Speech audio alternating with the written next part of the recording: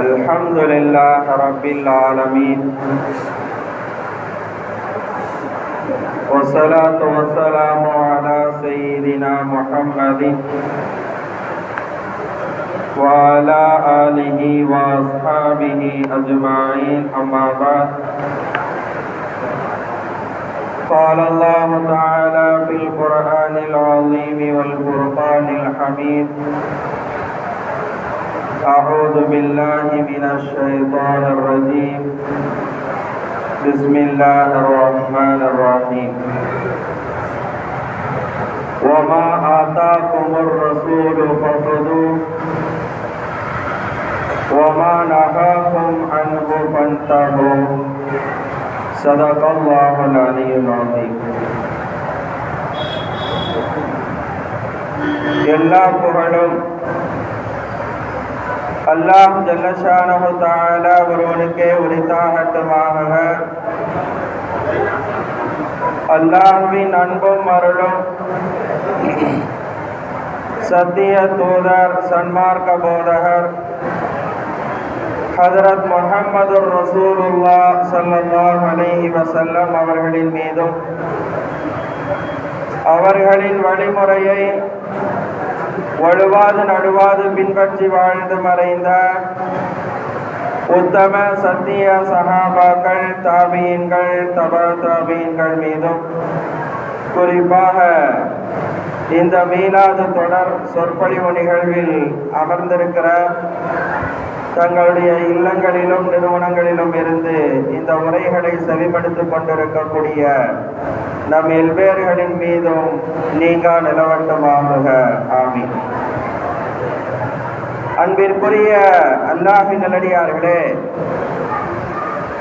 நமதூரில் தொடர்ந்து ரபியுல் அவ்வல் மாதத்திலே 12 தினங்கள் தொடர் சொற்பொழிவு என்கிற அடிப்படையில் இந்த ஆண்டும் அல்லாஹ்வுடைய அளப்பெரும் அருளால் நேற்றைய தினம் துவங்கி நபி அவர்களினுடைய பிறப்பை குறித்த செய்திகள் பேசப்பட்டிருக்கிறது. இன்றைய தலைப்பாக அறிவியல் பாதையில் அன்னலார் என்கிற தலைப்பை நாம் பேசுவதற்காக கேட்பதற்காக இங்கு ஒன்று கூடியிருக்கிறோம். அல்ஹம்துலில்லாஹ். அன்பான பெருமக்களே, நபி ஸல்லல்லாஹு அலைஹி வஸல்லம் அவர்கள் இந்த உலக மக்கள் அனைவருக்கும் வழிகாட்டியாக அல்லாஹ் அனுப்பி வைத்தார். இந்த உலகத்தில் வாழக்கூடிய அனைத்து மக்களும் யாரை பின்பற்றினால், யாருடைய நடைமுறைகளை எடுத்து நடந்தால், யாருடைய செயல்முறைகளை எடுத்து நடந்தால் அவர்களுக்கு வெற்றி கிடைக்கும் என்பதையும் நபி ஸல்லல்லாஹு அலைஹி வஸல்லம் அவர்களின் மூலமாக, குர்ஆன் ஷரீஃபின் மூலமாக ரப்புல் ஆலமீன் தெளிவுபடுத்தி இருக்கிறார். அந்த அடிப்படையிலே நபிகள் ஸல்லல்லாஹு அலைஹி வஸல்லம் இந்த உலகத்திற்கு நபியாக அனுப்பப்பட்டிருந்த காலங்களிலே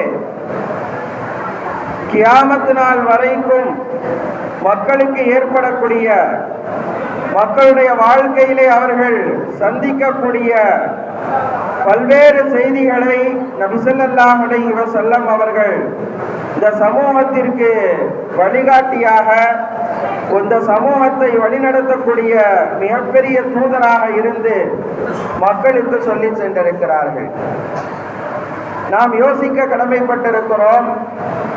அறிவியல் பாதையில் அன்னலார் என்று தலைப்பை இங்கே நாம் பார்க்கிற போது, நபி அவர்கள் வாழ்ந்த காலத்திலே அறிவியல் உபகரணங்கள் கண்டுபிடிக்கப்படவில்லை, அவர்கள் பயன்படுத்தப்படவில்லை, அவைகளுடைய நடைமுறைகள் இல்லாமல் இருந்தபோது எப்படி நபிகள் ஸல்லல்லாஹு அலைஹி வஸல்லம் அவர்கள் அறிவியல் பாதையிலே அவர்கள் கருத்துக்களை கூறியிருக்க முடியும் என்று நமக்கு ஒரு யோசனை வரலாம்.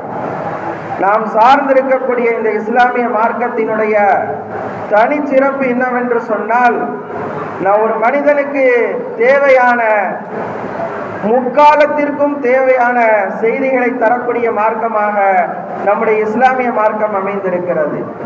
நபி ஸல்லல்லாஹு அலைஹி வஸல்லம் அவர்களினுடைய சொல்லும் அப்படித்தான். ஹதீஸ் என்று அதற்கு நாம் சொல்கிறோம். நபி ஸல்லல்லாஹு அலைஹி வஸல்லம் அவர்களினுடைய நபிமொழிகள், ஏராளமான நபிமொழிகள் இன்றைக்கு அறிவியல் அறிஞர்களால், இன்றைக்கு மருத்துவர்களால் கண்டறியப்பட்டு நபி அவர்களுடைய வாக்கு என்பது, நபியினுடைய அந்த சொல் என்பது மிகவும் உண்மையானதுதான் என்பதை அவர்கள் சொல்லி தந்து கொண்டிருக்கிறார்கள்.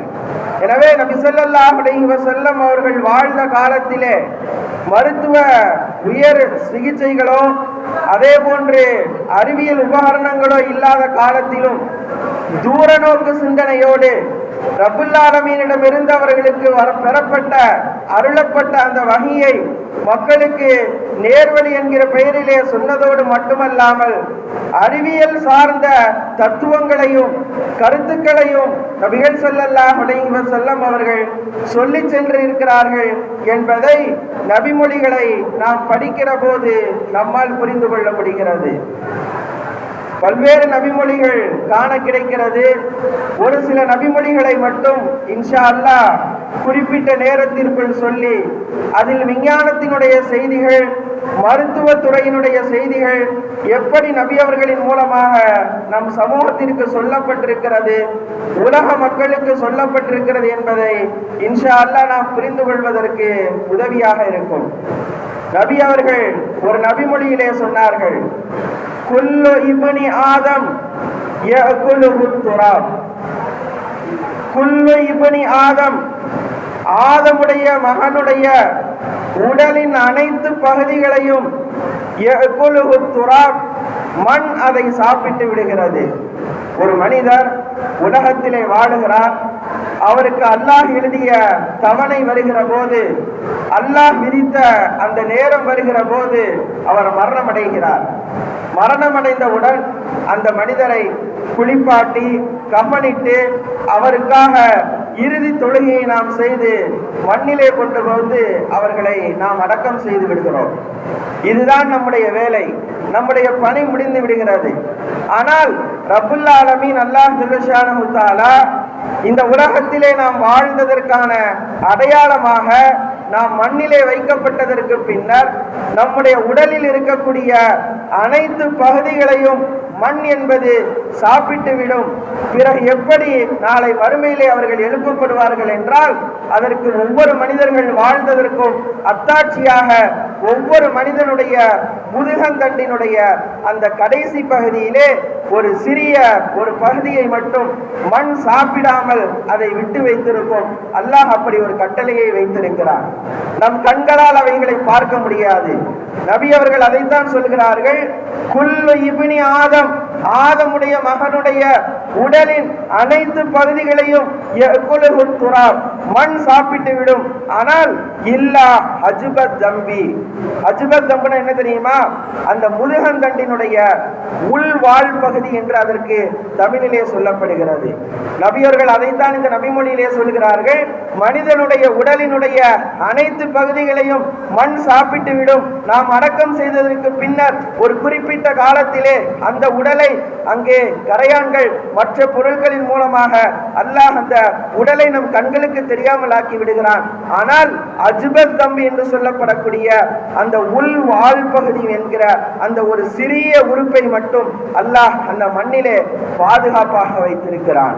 நம் கண்களுக்கு தெரியாது, அதை அல்லாஹ் பாதுகாப்பாக வைத்திருக்கிறான். நபி ஸல்லல்லாஹு அலைஹி வஸல்லம் அதைத்தான் இந்த நபிமொழியிலே சொல்கிறார்கள், இல்லா அஜ்பத்தம், இந்த உள்வாழ் பகுதியை மட்டும் மண் சாப்பிடாது, அது அப்படியே மண்ணிலே மறைந்திருக்கும்.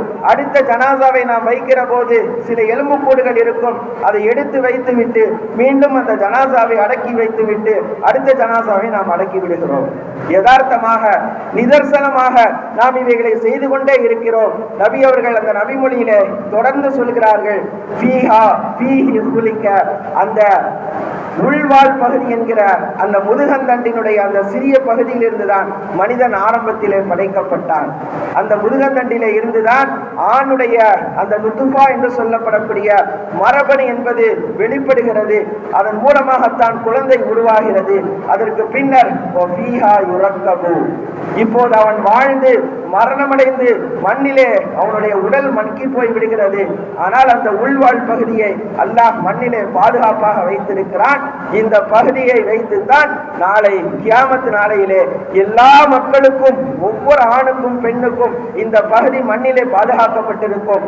இந்த ஒரு உறுப்பை வைத்துத்தான் அல்லாஹ், ஒரு பொருளை வைத்துத்தான் எல்லா மனிதர்களுக்கும் அவர்கள் உலகில் இருந்ததை போன்ற உருவத்தை கொடுக்கப்பட்டு அல்லாஹ் மஹ்ஷர் மைதானத்திலே, அங்கே மஹ்ஷர் பெருவெளியிலே எல்லோரையும் கேள்வி கணக்குக்காக எழுப்புவான் என்று வரக்கூடிய இந்த நபிமொழி சஹீஹ் முஸ்லிம் என்ற நபிமொழி கிரந்தத்திலே நபி அவர்கள் சொன்னதாக பதிவு செய்யப்பட்டிருக்கிறது. இது நபி அவர்கள் சொன்ன ஒரு நபிமொழி. இந்த நபிமொழியை எப்படி அறிவியல் துறையோடு பொருந்தி போகிறது என்று நாம் யோசித்தால், ஜெர்மன் நாட்டை சார்ந்த ஒரு விஞ்ஞானி, அவருடைய பெயர் ஹான்ஸ் ஸ்பீமேன் என்பது. அவர் இந்த நபிமொழிகளை படிக்கிறார். இந்த நபிமொழிகளை படிக்கிறார். நபி அவர்கள் இது போன்று சொல்லி இருக்கிறார்கள். இப்படி ஒரு பகுதி இருக்கிறது என்று அந்த பகுதியை பார்க்கிறார். அந்த தன்னுடைய ஆய்வகத்திலே எடுத்து சென்று அந்த பகுதியை வைத்துக் கொண்டு இதை இல்லாமல் ஆக்க வேண்டும், இதை கரித்து விட வேண்டும், இதை அழித்து விட வேண்டும் என்பதற்காக பல்வேறு முயற்சிகளை செய்கிறார். எந்த முயற்சியும் பலனளிக்கவில்லை. எந்த முயற்சியும் பலனளிக்கவில்லை. அதற்காக பல்வேறு உயர்தர அந்த அமிலங்களை பயன்படுத்துகிறார். அதற்காக அந்த ஒரு பொருளை அழிப்பதற்காக என்னென்ன திரவங்களை பயன்படுத்த முடியுமோ அவர் ஆய்வகத்தில் இருக்கக்கூடிய, அவர் விஞ்ஞானியாக இருக்கிறார், அவருக்கு தெரிந்த அத்தனையும் அவர் பயன்படுத்துகிறார். அதே போன்று அந்த பொருளை அவரால் அழிக்க முடியவில்லை. அதே போன்றுதான் மிக உயர்ந்த வெப்பநிலையின் மூலமாக அந்த பொருளை கரிக்க வேண்டும் என்று எண்ணுகிறார். சாதாரணமாக நெருப்பை நாம் பற்ற வைக்கிற போது ஒரு பொருள் பற்றிக் கொள்கிறது. அதிலே இன்னும் அதிகமாக அவைகளிலே வெப்பநிலையை நாம் கூட்டுகிற போது அந்த பொருள் மிக இலகுவாக இல்லாமல் போய்விடும், அழிந்து போய்விடும். ஒரு மரக்கட்டை அப்படித்தான் ஆகும். ஆனால் அந்த அஜுபு தம்பி என்று ஹதீஸிலே சொல்லப்பட்டிருக்கக்கூடிய அந்த மனிதனுடைய அஸ்திவாரமாக வேறு பகுதியாக இருக்கக்கூடிய அந்த உள்வாழ் எலும்பை அந்த ஜெர்மன் நாட்டை சார்ந்த அறிஞரால் கரிக்க முடியவில்லை, அழிக்க முடியவில்லை. கடைசியாக தன் தோல்வியை ஒப்புக்கொள்கிறார், சமூகத்திற்கு அறிவிக்கிறார். நபிகள் ஸல்லல்லாஹு அலைஹி வஸல்லம் சொன்னதை போல இல்லத்துராப், மண்ணு மனிதனுடைய அனைத்து பகுதிகளையும் சாப்பிட்டு விடும், இல்லா அஜுபத்தம் என்று நபி அவர்கள் நபிமொழியிலே சொன்னதை போன்று நான் இங்கே என் ஆய்வகத்திலே அதற்கான எல்லா விதமான வேலைகளையும் செய்து பார்த்தேன். அந்த வேறு பகுதியை மட்டும் என்னால் அழிக்கவே முடியவில்லை. அப்படியானால் நபிகள் ஸல்லல்லாஹு அலைஹி வஸல்லம் சொன்ன அந்த வார்த்தை உண்மைதான், இந்த உலகத்திற்கு அவர் அறிவித்து விட்டு சென்று விட்டார். நபிகள் ஸல்லல்லாஹு அலைஹி வஸல்லம் வாழ்ந்த காலத்திலே அறிவியல் உபகரணங்கள் இல்லை, இருந்தாலும் சமூகத்திற்கு அவர்கள் தூரநோக்கு சிந்தனையோடு பிற்காலங்களிலே எது மாதிரியான குழப்பங்கள் எல்லாம் வரும் என்பதை அல்லாஹ் அவர்களுக்கு வஹியாக அறிவித்து அது சம்பந்தமான செய்திகளையும் மக்களுக்கு மத்தியிலே சொல்லி செல்ற ஒரு விஷயத்தை இன்றைக்கு அறிவியல் துறையின் மூலமாக, விஞ்ஞானத்தின் மூலமாக, மருத்துவத்துறையின் மூலமாக அங்கே நமக்கு உண்மைப்படுத்தப்பட்டு கொண்டிருக்கிறது. நபிகள் ஸல்லல்லாஹு அலைஹி வஸல்லம் சொன்ன அந்த நடைமுறைகள் அனைத்தும் விஞ்ஞானத்தின் மூலமாக இன்றைக்கு அவர்கள் சொல்லியது அனைத்தும் உண்மைதான் என்பதை நிரூபிக்கப்பட்டு கொண்டிருக்கிறது. அதிலே முதல் தரமாகத்தான் இந்த மனிதனுடைய வேறு பகுதியாக இருக்கக்கூடிய உள்வாழ் பகுதி என்பதை மட்டும் மண் சாப்பிடாது, அதை யாராலும் அழிக்க முடியாது என்கிற இந்த நபிமொழியிலே சொல்லப்பட்ட அந்த நபியினுடைய உண்மையை நாம் அந்த விஞ்ஞானி உண்மைப்படுத்தி இருக்கிறார். எனவே நபிகள் ஸல்லல்லாஹு அலைஹி வஸல்லம் அறிவியல் பாதையில் இந்த சமூகத்திற்கு தேவையான செய்திகளை சொல்லி சென்றிருக்கிறார்கள் என்பதை நம்மால் புரிந்து கொள்ள முடிகிறது.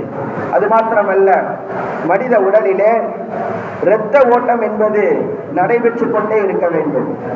இரத்த ஓட்டம் என்பது நடைபெற்று கொண்டே இருக்க வேண்டும். பிளட் சர்க்குலேஷன் என்று நாம் இதை ஆங்கிலத்திலே சொல்கிறோம்.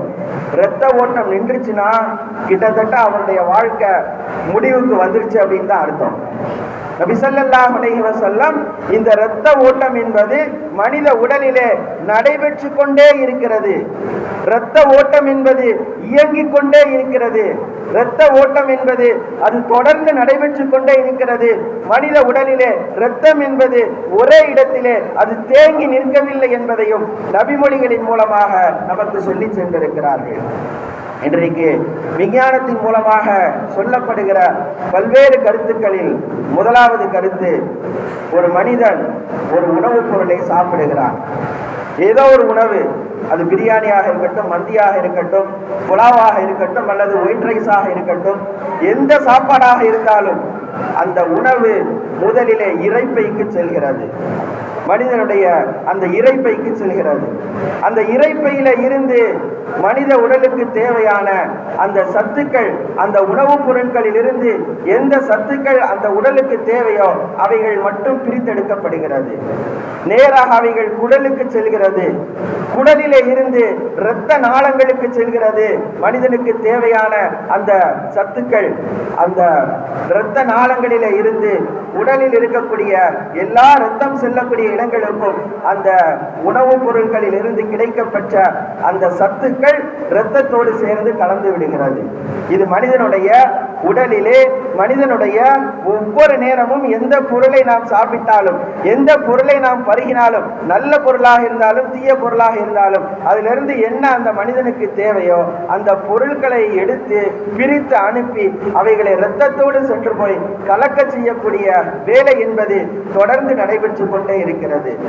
சாதாரணமாக மனிதனுடைய உடலிலே 65 கிலோமீட்டர் வேகத்தில் இரத்தம் பாய்ந்து கொண்டிருக்கிறது என்று ஒரு வரலாற்று தகவல் நமக்கு சொல்கிறது.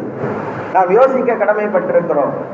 தலைவலிக்குது அல்லது காய்ச்சல், உடல் வலி ஏற்படுது, மருத்துவரை அணுகுகிறோம், ஒரு மருந்தை கொடுக்கிறார். அந்த மாத்திரையை போட்ட உடனே அந்த மாத்திரையில் இருக்கக்கூடிய வலியை போக்கக்கூடிய மூலப்பொருட்களை அங்கு இரைப்பைக்கு சென்று அந்த இரைப்பையில இருந்து குடல்களுக்கு சென்று அந்த குடல்களில் இருந்து இரத்த நாளத்திற்கு சென்று அந்த இரத்த நாளத்திலே இருந்து இரத்தத்திலே கொண்டு போய் அந்த மூலப்பொருட்கள் கலந்து விடுகிற போது நம் கைகளில் இருக்கிற, கால்களில் இருக்கிற, உடலில் இருக்கிற காய்ச்சல், வலி அத்தனையும் விரைவாக பறந்து விடுகிறது. அவ்வளவு நேரம் தலை பாரமா இருக்கும். தலைவலிக்கான மாத்திரையை போட்ட உடனே அந்த வலி உடனே பறந்து விடும். அதற்கான காரணம் என்ன? இரத்தம் மனிதனுடைய உடலிலே சுமார் 65 கிலோமீட்டர் வேகத்தில் பாய்ந்து சென்று கொண்டிருக்கிறது. நம் கண்களால் அவைகளை உணர முடியாது என்று விஞ்ஞானம் இன்றைக்கு நமக்கு சொல்லித் தருகிறது. அது மாத்திரமல்ல, இந்த இரத்த ஓட்டத்தினுடைய மிக முக்கியமான வேலை என்னவென்று சொன்னால், மனிதனுடைய உடலிலே ஆக்சிஜன் அந்த நுரையீரலில் இருந்து எடுத்து கொண்டு வந்து அதை உடலினுடைய எல்லா பகுதிகளுக்கும் கொண்டு போய் சேர்க்கிறது, எல்லா திசுக்களுக்கும் கொண்டு போய் சேர்க்கிறது.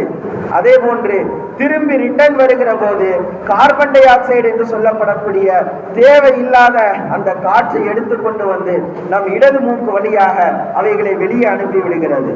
இது இரத்த ஓட்டம் சீராக நடைபெறுவதன் காரணமாகத்தான் ஒரு மனிதனுடைய உடல் என்பது சீராக அங்கே இயங்கிக் கொண்டே இருக்கிறது.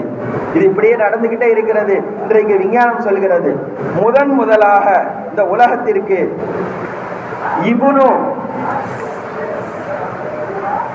இப்னு நஃபீஸ் என்று சொல்லப்படக்கூடியவர் உயிரினங்களில் இரத்த ஓட்டம் இருக்கிறது என்ற கருத்தை அறிவிக்கிறார்கள்.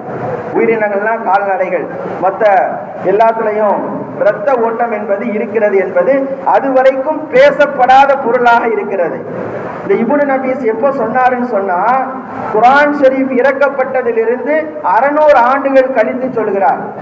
குர்ஆன் ஷரீஃப் எப்போது இறக்கப்பட்டது? ரமலான் மாதத்திலே இறக்கப்பட்டது.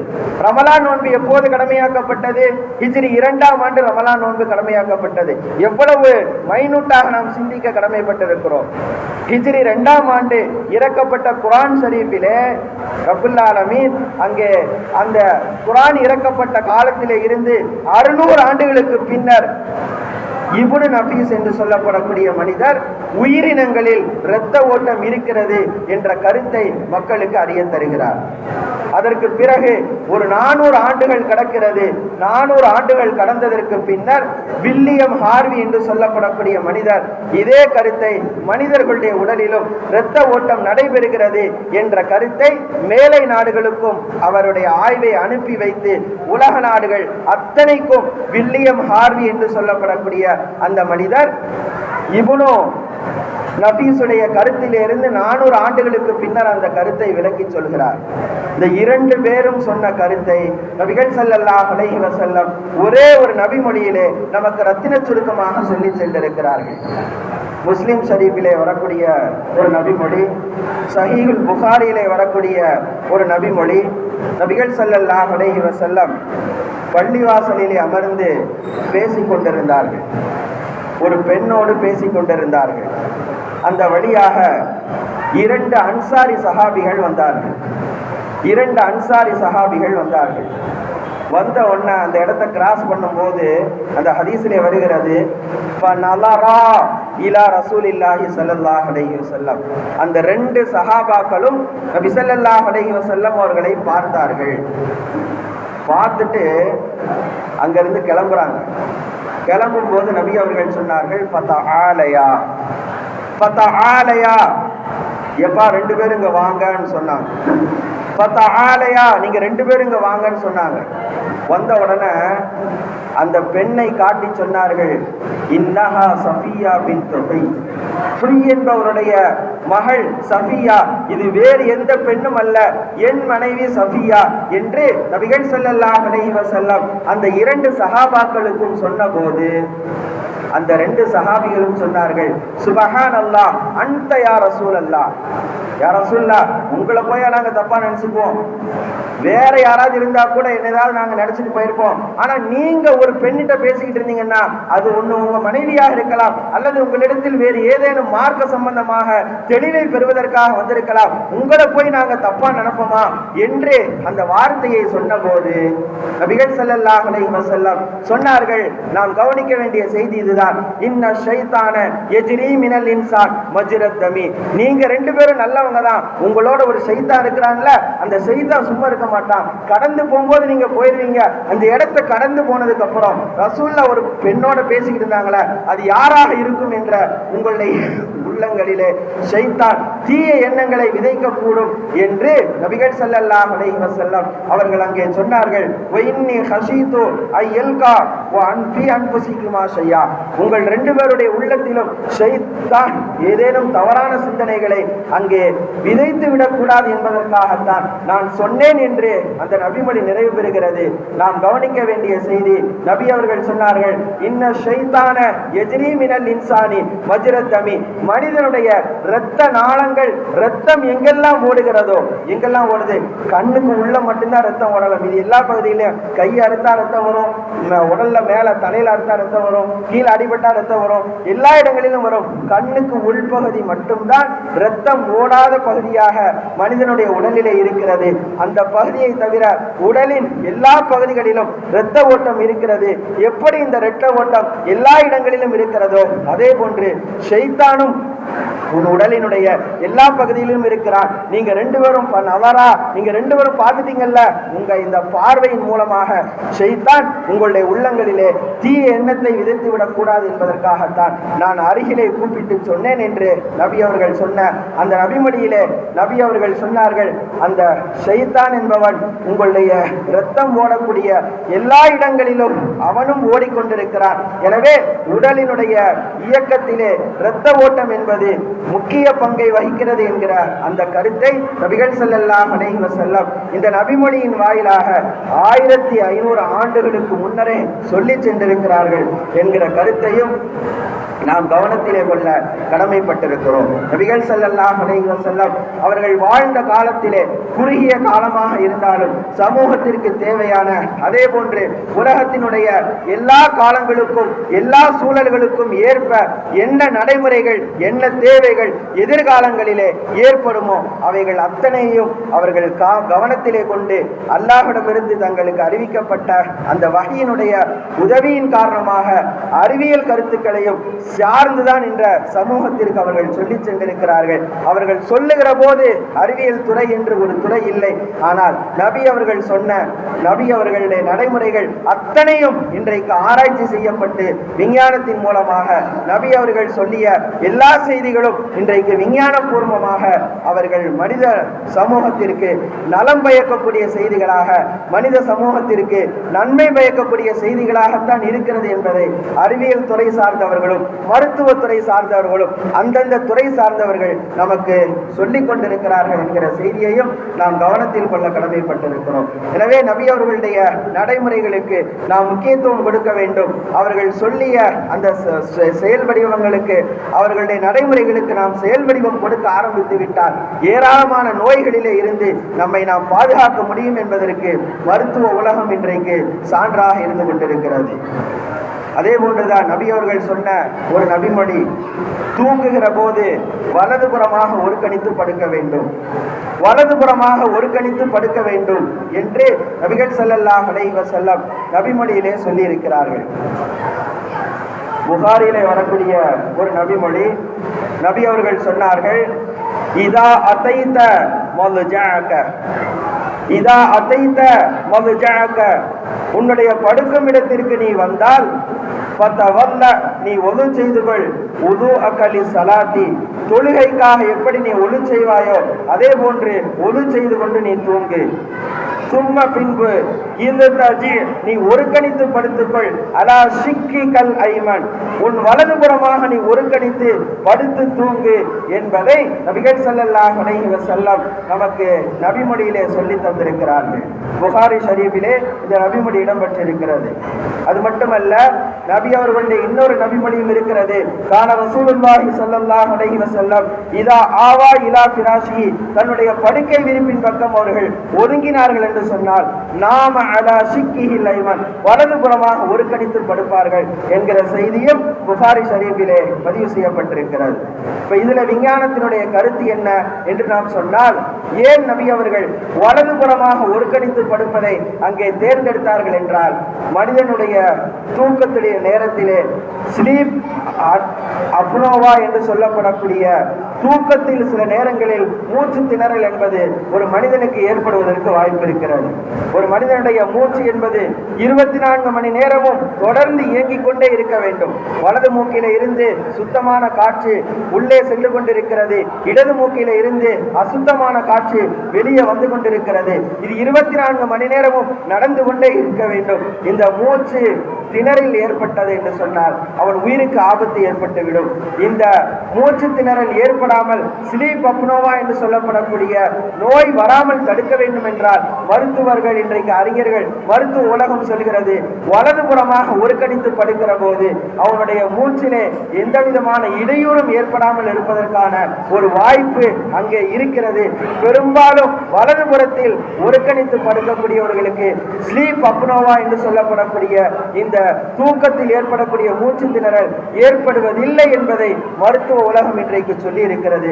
நபி அவர்கள் சொல்லுகிற போது ஏன் நபி அவர்கள் வலதுபுறத்தை அங்கே பார்த்து படுக்க சொன்னார்கள், இடதுபுறத்திலே திரும்பி படுக்க சொல்லவில்லையே என்று நாம் யோசித்திருக்கலாம். நபி அவர்கள் அன்றைக்கு சொன்ன காலங்கள் கடந்ததற்கு பின்னர் இன்றைக்கு மருத்துவ உலகம் சொல்கிறது, அப்படி படுப்பதிலே தான் மனிதனுக்கு ஆரோக்கியம் இருக்கிறது.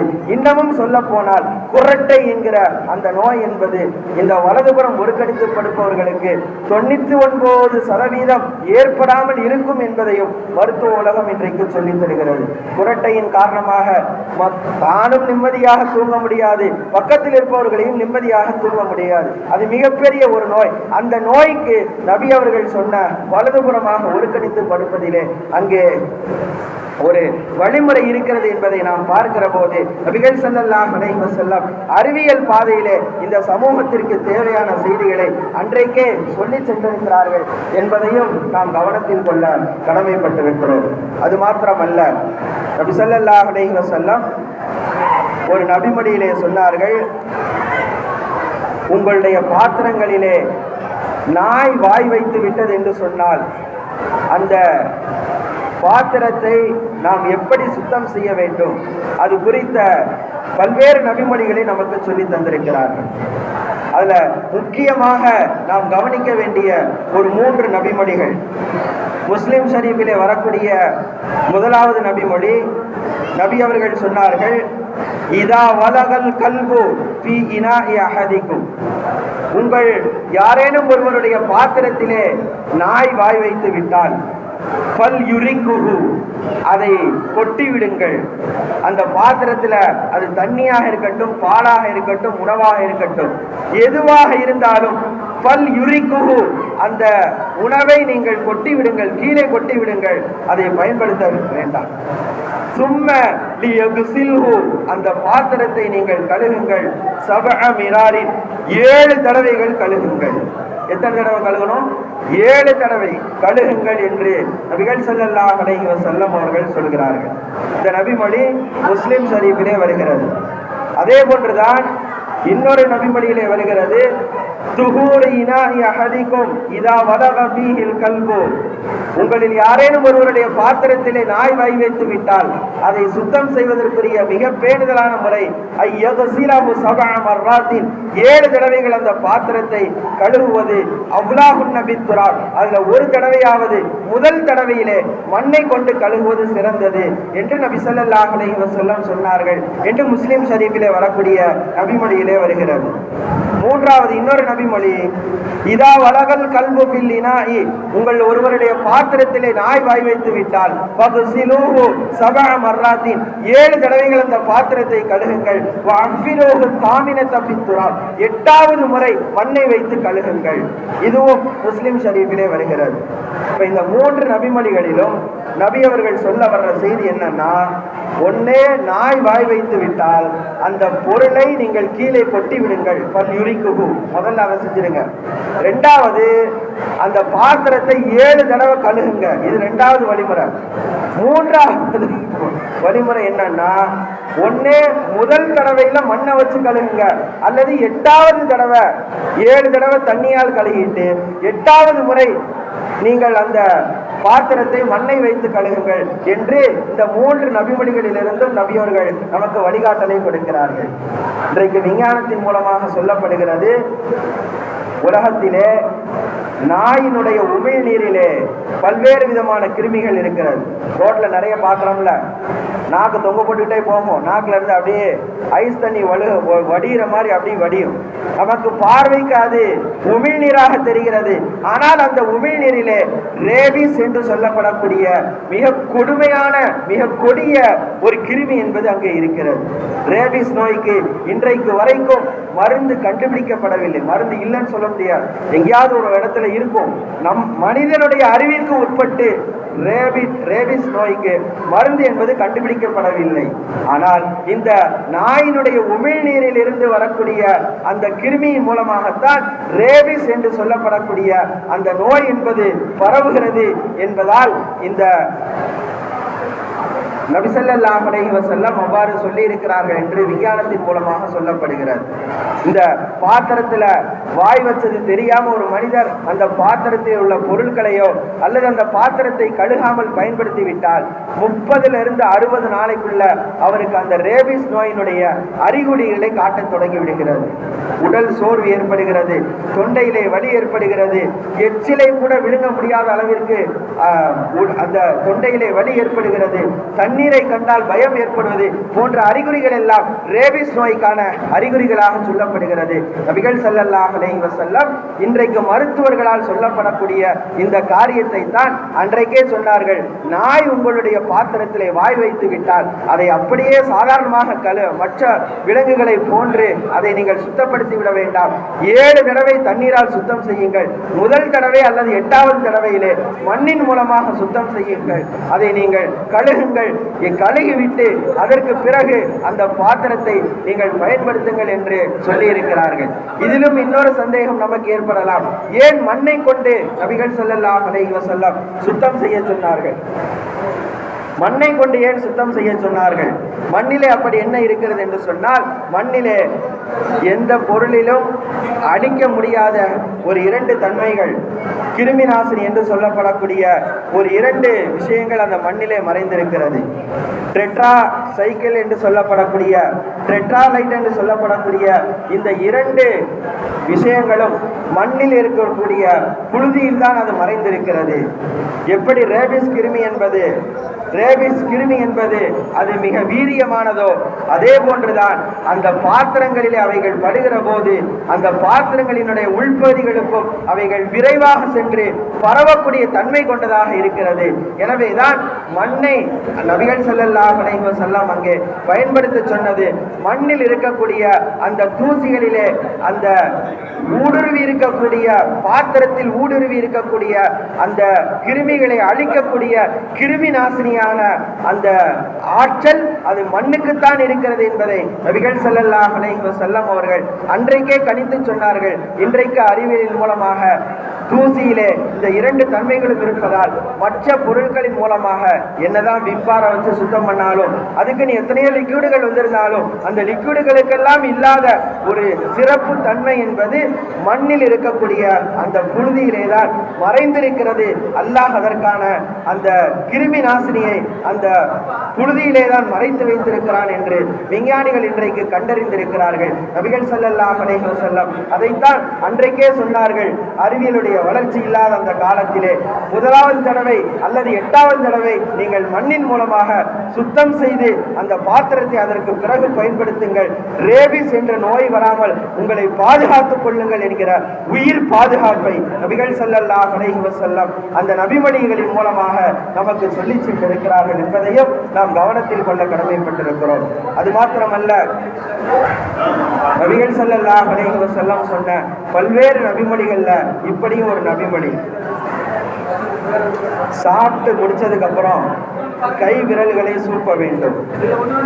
இதா அகல அஹதுக்கும் ஃபல்யலா கஸாபிஹு, ஒருவன் உங்களில் யாரேனும் சாப்பிட்டு முடித்து விட்டால் தங்களுடைய விரல்களை அவர் சூப்பிக் கொள்ளட்டும்.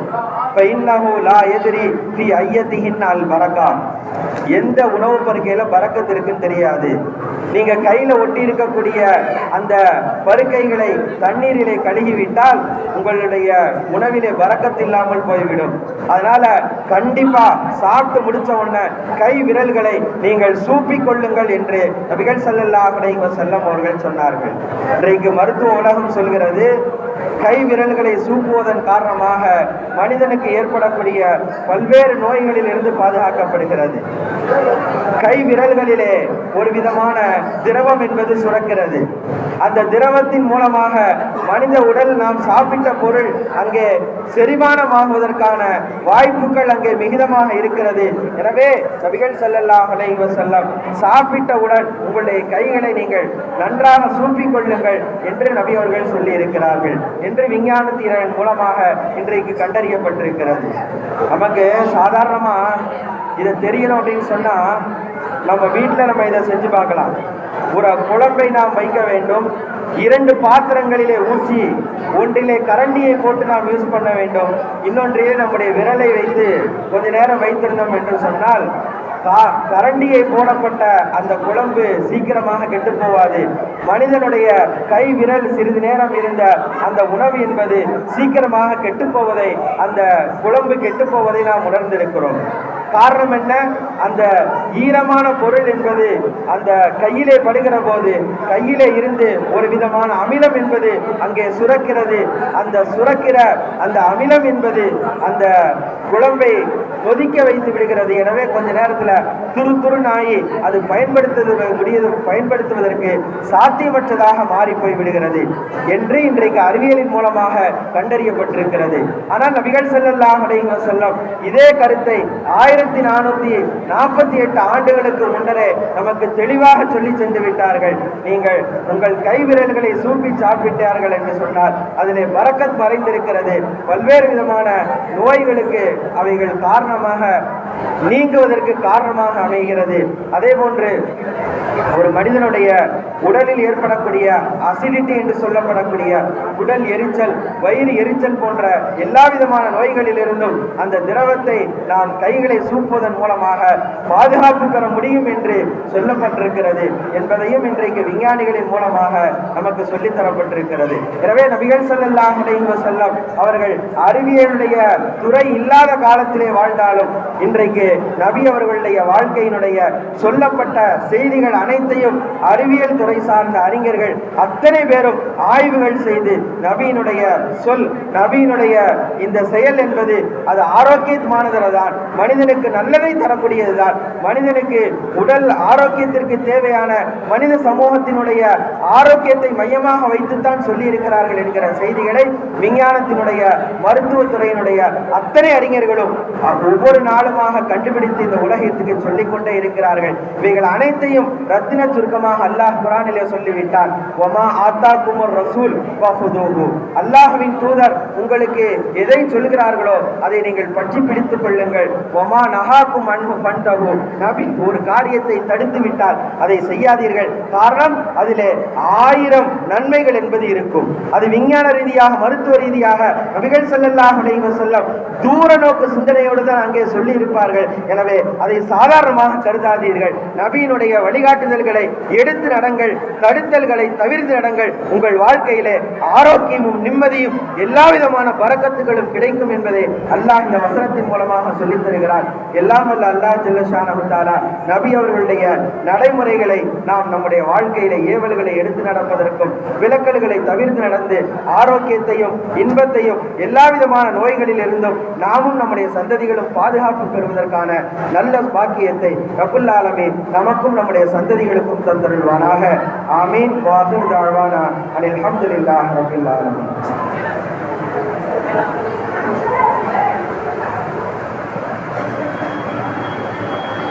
அன்பான